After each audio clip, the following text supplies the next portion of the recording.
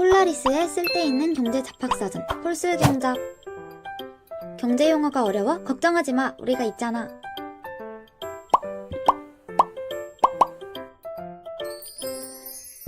뉴 노멀이란?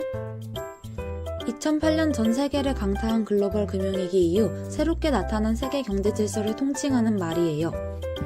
IT 버블이 붕괴된 2003년 이후 미국의 벤처 투자가인 로저 맥나미가 처음 사용한 용어인데, 처음 나왔을 때는 큰 주목을 받지 못했지만 추후 핌코의 최고 경영자 모하마드 엘 에리언이 다시 언급하면서 널리 알려지기 시작했답니다. 스왑이란 약정된 만기까지 지정 기간별 미래에 서로 다른 현금 흐름을 교환하기로 두 기업 간에 체결하는 계약을 뜻해요. 이 스왑은 두 가지 형태로 나뉠 수 있는데, 가장 일반적인 형태의 스왑은 A회사가 B회사의 일정 계약 원금에 대한 고정이자를 지불하고, 반대로 B회사로부터 동일 액수의 계약 금액에 대해 사전에 정한 변동금리를 받는 금리 스왑이 있어요. 스왑의 또 다른 형태로는 두 거래 당사자가 가지고 있는 자산이나 부채를 다른 동화의 자산이나 부채로 전환하면서 금리 조건까지도 상호 교환할 수 있는 통화 스왑이 있답니다. 신용점수는 흔하게 들으면서도 가장 기본적인 경제 용어 사전인데요.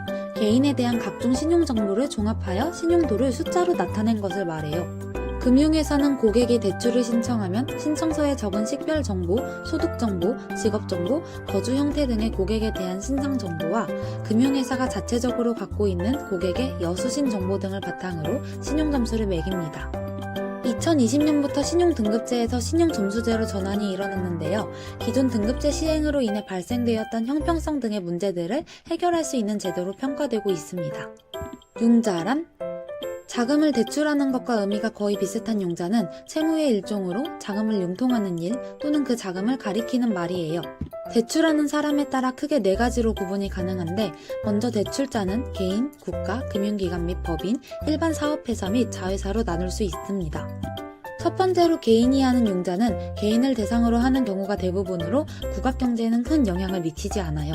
두 번째 경우인 국가의 경우 재정투자 혹은 융자 중의 융자산업이라고 하며, 국가가 타국에 대하여 제공하는 장기융자는 경제원조의 일부예요. 세 번째 사례인 금융기관의 경우 금융기관이 기업 또는 개인에게 융자하는 경우로, 이는 국가 경제면에서 중요한 의의를 가지며 특히 기업에 대한 융자가 그러합니다.